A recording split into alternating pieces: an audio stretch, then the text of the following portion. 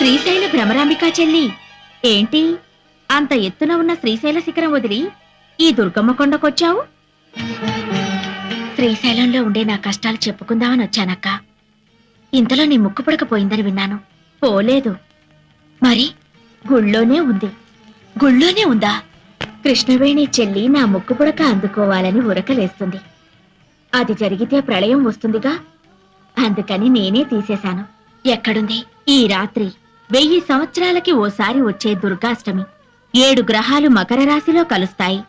చంద్రగ్రహం సూర్యగ్రహం మాత్రం కన్యారాశిలో ఉంటాయి. ఆదిశక్తి అపరజ్యోతి అయి ఆకాశంలో వెలుగుతుంది. త్రిమూర్తులు కూడా ఆ జ్యోతికి యజ్ఞశక్తిని ధారపోస్తారు. ఈ రాత్రి ఆ దివ్య గడియల్లో ఎవరైతే నా వ్రతం చేస్తారో వాళ్లకు నా ముక్కుపుడక దక్కుతుంది. నీ వ్రతం నేను చేస్తానక్కా. ఏంటి?